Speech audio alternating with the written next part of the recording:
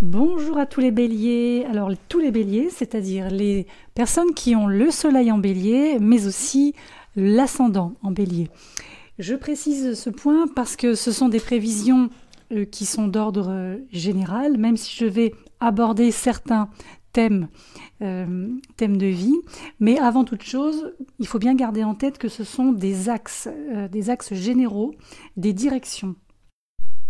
Donc ici, le but, c'est de prendre en considération ce qui vous parle, ce qui résonne avec votre vécu actuel, les choses que vous traversez, les situations que vous traversez, votre passé récent et les projets également que vous êtes en train de mettre en place. Alors, sur un plan général, on constate une première chose, c'est que votre planète dite directrice, donc Mars, c'est une planète qui en fait va arriver en 2022, donc dès le mois de janvier 2022, dans le signe du Sagittaire. Donc il va terminer son transit dans le signe du Sagittaire, signe qui, pour le coup, là résonne vraiment beaucoup avec le vôtre, puisqu'on est en signe de feu de part et d'autre. Ce qui peut donner en fait sur les premières semaines de janvier une soif de connaissance, une soif d'expérience de vie. Il faut vraiment j'ai envie de dire, de vous rouvrir à un sentiment un petit peu d'émerveillement comme ça, d'envie d'aventure. Et surtout conserver l'esprit ouvert, ça c'est important. Ne vous auto-limitez pas. On a une notion d'apprentissage également qui ressort. Alors, apprentissage, ce que je veux dire par là, c'est que ça peut vous concerner, vous, apprendre des choses sur vous. Donc, comme on dit, travailler sur soi, approfondir quelque chose à ce niveau-là. Mais aussi, ça peut être un apprentissage, une formation totalement pragmatique. Ensuite, ce Mars... donc, va passer dans votre signe, donc va revenir en fait, comme on dit, en domicile, entre fin mai et début juillet. Alors là, on est à fond, hein, c'est-à-dire là, il y a une atmosphère qui peut vous plonger dans une sorte de, comment je pourrais dire ça, d'excès compétitif. Mais si c'est bien conduit, si c'est bien mené, c'est quelque chose qui peut vous aider à, je dirais, à passer tout ce qui peut se mettre en travers de votre route. Donc tout ce qui vous gêne, vous êtes capable de passer au-dessus ou de passer autour. Parce que vous allez savoir exactement où vous voulez aller. Et même si vous ne prenez pas, ou si vous ne preniez pas toujours le chemin le plus direct pour atteindre votre but, il semblerait que vous n'allez pas vous arrêter juste comme ça. En tout cas, pas avant d'avoir atteint la destination prévue. Ensuite, Mars va passer dans le signe des Gémeaux, donc très bien pour vous, à partir de la fin du mois d'août. Mais, on va avoir ici affaire à une rétrogradation donc dans ce signe des Gémeaux entre la fin du mois d'octobre et quasiment la fin de l'année 2022. Donc là, il va peut-être falloir être un petit peu, je dirais, ouvert aussi en termes d'approche. Peut-être adopter une approche un peu plus stratégique de la vie, un peu moins rentre-dedans, vous voyez ? Parce que c'est vrai que vous avez parfois, peut-être même souvent, l'intention de résoudre des problématiques, des choses, avec une énergie agressive typiquement yang, donc qui fonctionne à l'adrénaline. Et cette énergie, elle peut ne pas fonctionner aussi bien que d'habitude durant cette rétrogradation. Et je dirais que, justement, pour ne pas griller toutes vos cartouches, essayez peut-être la tactique contemplative, réfléchie, avec du recul, voyez, plutôt que de vouloir tout faire tout de suite maintenant et de tout vouloir tout de suite maintenant. Il y a quelque chose qui n'a rien à voir, mais un peu saturnien là, je dirais dans les conseils du ciel pour mener vos activités à bien. Alors, comme vous savez, les signes de feu sont des personnes motivées, ambitieuses, et vous, d'autant plus, vous êtes un signe cardinal, c'est-à-dire un signe qui est poussé à faire des changements à chaque fois qu'il en a l'occasion. On a aussi un côté leader chez vous. Autrement dit, une fois que vous avez décidé de la direction que vous voulez prendre, c'est vrai qu'il est assez difficile de vous arrêter. Ça, c'est vraiment pour les béliers purs et durs. Alors, moi, je dirais, oui, écoutez ce que les autres ont à vous dire, ce que les autres ont à vous conseiller, voilà, les avis des uns et des autres, mais je pense qu'il faut quand même que vous gardiez cette confiance innée, hein, qui est la vôtre, et tenez-vous-en à vos propres projets et vraiment pour donner de la suite à tout ça dans le courant de cette année. Donc là, je parle essentiellement comme vous l'avez compris, du domaine professionnel et social, socio-professionnel. Donc moi, je dirais aussi que dès qu'il va s'agir d'opportunités, on a l'impression que celles que vous pouvez initier, mettre en place, fonctionneraient peut-être mieux. Alors là aussi, encore attention, vos efforts spontanés peuvent ne pas fonctionner toujours pour le mieux. Surtout si vous avez tendance à agir sans réfléchir auparavant. Et là, cette année, attention, parce que certains efforts, certaines démarches pourraient avoir des résultats qui iraient à l'encontre de vos attentes. Maintenant, ce qui est intéressant, c'est que le bélier, allié à Saturne qui est en Verseau, va provoquer un changement cette année. Alors ça peut être un changement en douceur, hein, on n'est pas sur quelque chose qui vous fait tomber. Ce que je veux dire par là aussi, c'est que cette alliance Bélier-Verseau via Saturne, il faut prendre ça un peu comme un signal qui vous indique comment et pourquoi envisager sérieusement de changer certaines choses. Par rapport au lien avec les autres, le collectif, il y a quand même de très très bonnes occasions à saisir lorsque vous allez vous connecter avec certaines personnes. Par contre, il faut bien, je dirais, cibler les groupes, les réseaux, toutes les personnes qui, encore une fois, comme pour pas mal de signes cette année, en fait, il faut que ça résonne aussi avec ce que vous êtes et à ce que vous faites ou à ce que vous voulez faire. Ne vous encombrez pas, disons, de personnes ou de personnalités qui risqueraient de se mettre en travers de votre route ou de vous faire ralentir sur le chemin. Alors, dans ce secteur professionnel, on va toujours retrouver le transit de Pluton. Alors Pluton qui est en Capricorne, qui va pas tarder à terminer son transit et passera donc en Verseau avec une première occurrence en mars 2023. Donc là, c'est un petit peu comme votre dernière chance, là, 2022, tout début 23, d'utiliser l'énergie très profonde, très impliquante de Pluton pour mettre en place quelque chose qui va vous projeter sur du long terme.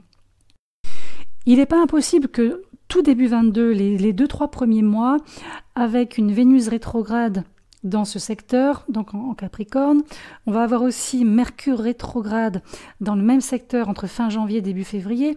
Donc là, on a peut-être une prise de conscience, voire une prise de tête, c'est pas impossible, en lien avec ce domaine. Alors peut-être qu'il y aurait certaines questions à se poser de type quels objectifs avez-vous atteints aujourd'hui et aussi sur quel point, sur quels axes faut-il que je retravaille. Est-ce que ça vaut le coup de donner une nouvelle chance à certaines choses qui n'ont pas forcément pas fonctionné, mais qui n'ont pas forcément vu le jour avant. Donc du coup, comment les plans et les projets à long terme peuvent être ou doivent être ajustés. Donc ça, c'est un petit peu les questions qui pourraient, pourquoi pas, hein, vous permettre de faire le point sur tout ça. Et d'autant que l'année va aussi se terminer avec le même Mercure rétrograde dans ce même secteur. Donc en fait, c'est comme une boucle pour vous 2022 qui commence et qui se termine en vous demandant ou en vous permettant de vous concentrer sur vos objectifs et la direction que vous souhaitez prendre, je répète, sur le long terme.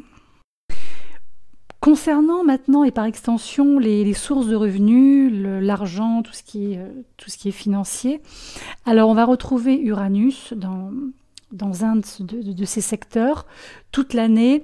Bon, on reste sur nos gardes hein, à ce niveau-là, on ne fait pas de folie, essayez de ne pas craquer pour n'ayez pas de coup de foudre en termes de dépenses, surtout entre juillet et mi-août, donc bon, pendant les vacances, les dites grandes vacances d'été. Essayez plutôt de vous concentrer sur la gestion de votre porte-monnaie. Pourquoi pas de prendre certaines décisions importantes, et également d'élaborer des projets financiers importants, là aussi sur et pour le long terme. Et peut-être n'hésitez pas à prendre des informations justement sur certains placements, sur la manière de gérer vos biens. Alors, il pourra peut-être y avoir justement des prémices de tout ça autour du 30 avril, lors de l'éclipse solaire, qui pourrait vous apporter justement peut-être une dynamique, une énergie bien particulière pour aller chercher ces opportunités. Et un peu plus tard, vous allez avoir une éclipse lunaire dans le domaine des finances le 18 novembre. Et là, en termes de fin d'année, vous allez sûrement avoir comment je pourrais dire ça, des petits défis en lien avec justement les biens, l'argent, la gestion de tout ça. Et pourquoi pas aussi des mauvaises habitudes. En tout cas, des habitudes qu'il faudrait peut-être revoir. Alors maintenant, dans le domaine sentimental, affectif, amoureux, également familial, alors on voit plusieurs choses. Alors il y a déjà et toujours ce Saturne qui est donc en Verseau, que j'ai évoqué tout à l'heure, sur toute l'année 22, qui encourage à changer les choses. Il y a une idée d'évolution ici. Cette combinaison planétaire ici, elle est capable de vous motiver pour peut-être essayer, je dirais, des nouveaux mouvements, c'est-à-dire quelque chose qui va vous permettre de sortir peut-être d'un schéma, d'une dynamique trop traditionnelle en termes de relations. On a une idée ici d'expérimentation, c'est-à-dire que c'est comme si vous pouviez, ou vous alliez expérimenter jusqu'à ce que vous trouviez en fait un nouveau schéma, une nouvelle façon de faire ou un nouveau modus vivendi qui fonctionnerait pour vous davantage que ce qui précédait dans le temps. Ensuite, ce qui ressort, c'est que vous allez avoir deux éclipses qui sont en lien avec ce domaine-là et qui, en fait, montrent bien que qui dit nouveauté dit aussi forger des liens émotionnels profonds avec les autres. Pas se contenter de superficialité ou de vite fait bien fait ou vite fait mal fait, qui sait. Alors on a une éclipse lunaire au 15 mai, autour du 15 mai, qui peut faire ressortir certaines problématiques dans ce domaine et qui va peut-être vous obliger à vous concentrer, à mettre le point sur ce que vous avez à régler en termes de peut-être de reconnexion, en termes de comment dirais-je, comment forger en fait des liens émotionnels forts. Et je pense aussi que certains liens qui ne sont plus vraiment nourrissants pour vous seront des liens qui risquent de disparaître, ou je pense que vous allez les faire disparaître.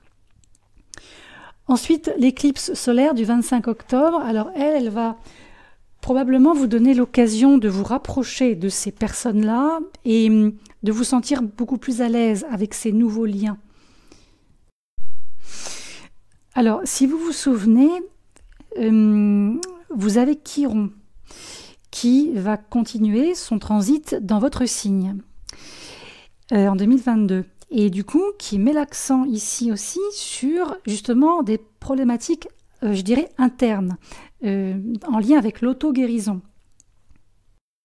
Et on a une sorte de paradoxe ici, c'est-à-dire que d'un côté, on voit bien que oui, vous seriez partant pour rencontrer des nouvelles personnes, et en même temps, peut-être posez-vous la question de savoir comment ça fonctionne au niveau interaction, justement, lorsque vous entrez en contact avec des nouvelles personnes.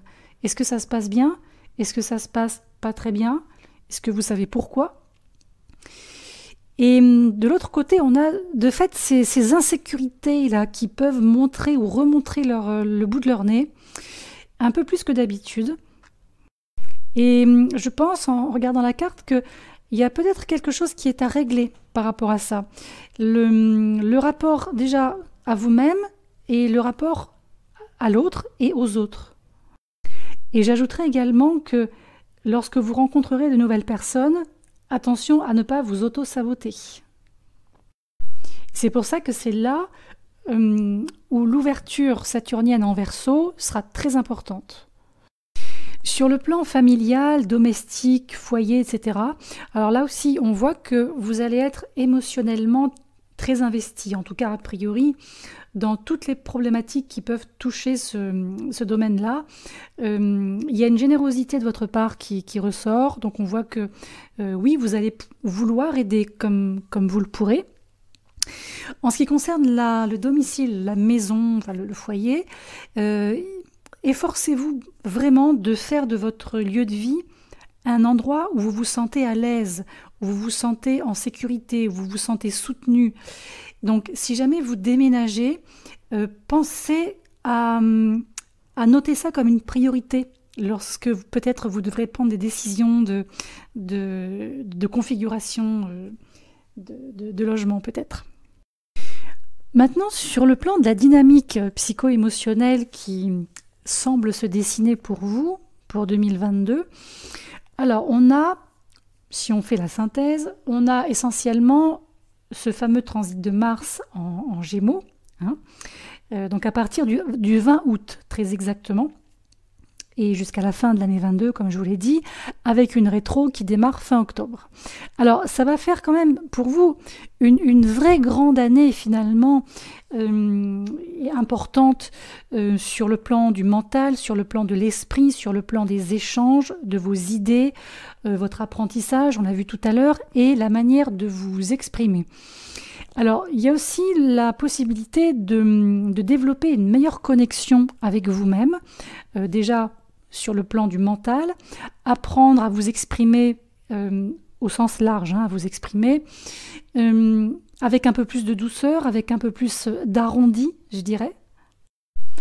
Et en même temps, pour compléter ce côté mental, on va aller chercher Neptune, qui lui est en Poisson, donc dans le secteur qui régit entre autres votre subconscient, et qui est capable ici de vous mettre en réelle connexion à votre moi intuitif. Donc moi je pense qu'il faut combiner les deux.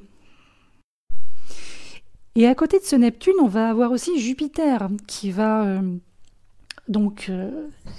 faire son transit en Poisson donc jusqu'à la mi-mai, donc début 22 jusqu'à la mi-mai, et ensuite à partir du mois de novembre et une bonne partie du mois de décembre. Donc là, on a vraiment une très très belle année pour que vous puissiez vous connecter davantage à ce subconscient, s'il faut s'attaquer à des problèmes de fond, s'il faut libérer des bagages, des poids lourds, ce genre de choses qui vous pèsent là, depuis un certain temps, surtout que bon, vous avez quand même bien morflé avec le carré de Pluton qui, Dieu merci, s'achève très bientôt. Donc profitez de cette énergie double, ce Jupiter qui nous parle d'abondance, d'ouverture, de possibilités, de confiance en soi, et Neptune qui ouvre l'intuition, les perceptions, tout ce qui peut en fait vous connecter à des choses qui ne sont pas forcément matérielles, qui ne sont pas forcément palpables, et qui peut-être vous donneront certaines réponses. Donc surtout aussi ce Jupiter, ne l'oubliez pas, c'est-à-dire que en plus de ça, outre le transit en Poisson, Jupiter va faire une incursion en Bélier entre la mi-mai et le mois d'octobre, donc chez vous. Donc ce qui n'est pas rien. C'est un beau moment pour prendre des initiatives, pour ce que vous voulez faire, mettre en place, poursuivre certaines opportunités qui vont se présenter à vous. Gardez bien en tête qu'il faut rester optimiste. C'est très très important. Restez optimiste. Je sais que c'est pas simple en ce moment, mais là pour vous c'est très important. Et comme la plupart des autres signes, pensez long terme. Si vous voulez commencer quelque chose, quel que soit le domaine concerné, pensez long terme. Là, quand on parle de long terme, on est sur environ une dizaine d'années. Donc posez-vous déjà la question de savoir ce que vous voulez pour vous-même. Et comme vous l'avez compris, la réelle thématique sous-jacente, elle est portée par Chiron. Elle est portée par Chiron. Donc la notion de guérison reste un grand sujet d'intérêt pour vous en 2022. Il y a comme une possibilité de se prendre en charge en termes de guérison et aussi, je dirais, pour reconnaître vous-même qui vous êtes réellement et aussi, je dirais, trouver ou retrouver presque un moi idéal. Et non plus ce moi qui a été biaisé par les carrés de Pluton et les carrés de Saturne. Et pour terminer, je dirais que vous allez vous épanouir, surtout sur un plan mental, à partir du moment où vous vous sentirez soutenu, vous vous sentirez nourri. Et là, vous allez pouvoir mettre toute votre énergie de concentration sur peut-être des nouvelles idées à mettre en branle, des nouveaux projets aussi, qui vont permettre d'améliorer la stabilité et la sécurité dans votre vie. Voilà les béliers, écoutez, en tout cas c'est une grosse année de challenge qui se profile pour vous. Donc écoutez, moi je vous la souhaite excellente, je vous la souhaite dynamique, créative, constructive, pas trop bagarreuse si possible.